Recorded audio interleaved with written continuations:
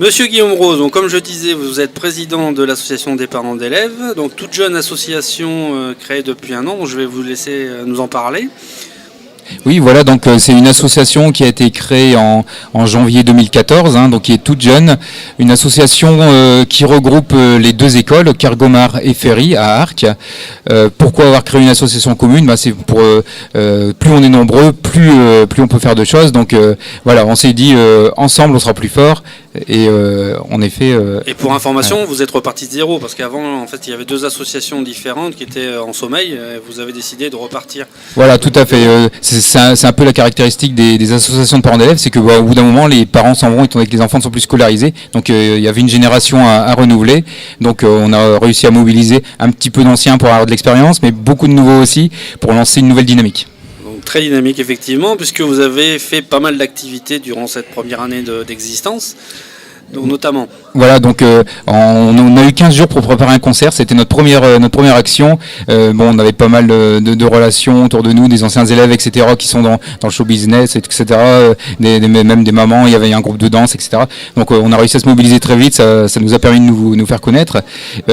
Très vite aussi toujours par connaissance, on a créé une grosse exposition de Playmobil.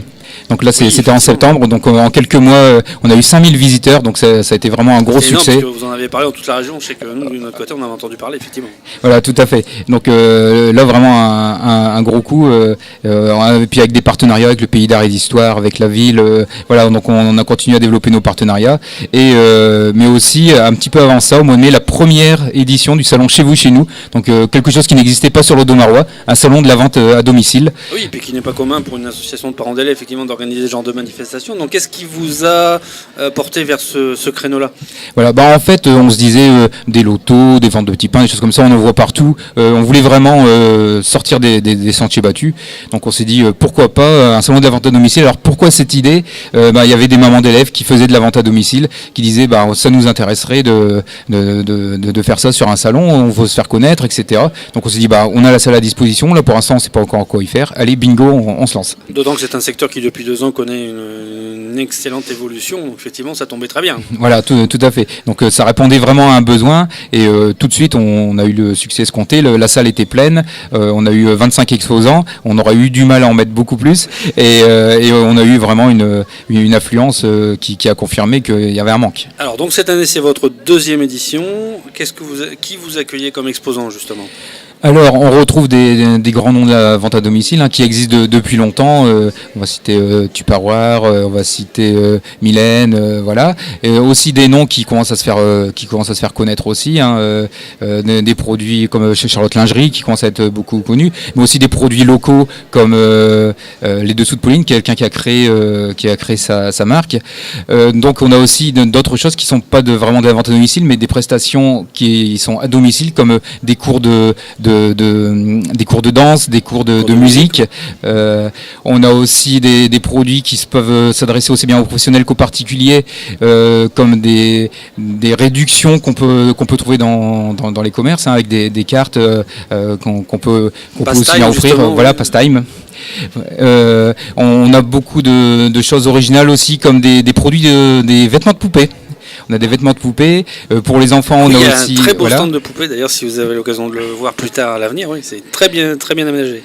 On a aussi un stand qui travaille sur les produits dérivés de dessins animés. Cars, La Reine des Neiges, etc. Donc ça plaît beaucoup aux enfants. On a beaucoup de choses qui ont un rapport avec les femmes. Donc les femmes, vous pouvez venir, il y a beaucoup de choses pour vous ici. Des produits de beauté, des produits de soins, d'hygiène... voilà. Et bon, on va dire que ça touche plus les femmes aussi, des produits d'entretien. Tout à fait, oui, mais il n'y a pas que ça. Voilà. Hein, ça Mais bon, les hommes peuvent aussi les utiliser, ça marche aussi. Voilà, donc c'est un secteur qui est orienté donc vers la vente à domicile et au service aux particuliers, mais c'est un secteur aussi qui génère des emplois, puisqu'à l'occasion de la première édition, vous avez donc des personnes qui se sont mis à leur compte.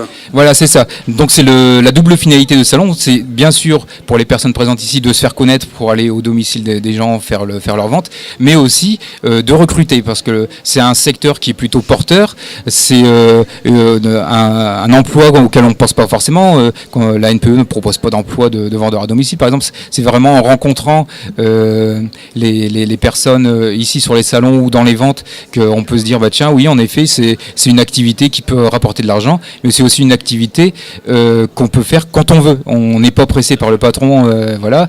Si on a envie de travailler le lundi, le mardi et le mercredi, on veut s'occuper de ses enfants, bah, il n'y a pas de souci, on peut. Qui peut d'ailleurs pour la plupart aussi se cumuler avec un autre emploi à côté, puisque nous avons le cas ici.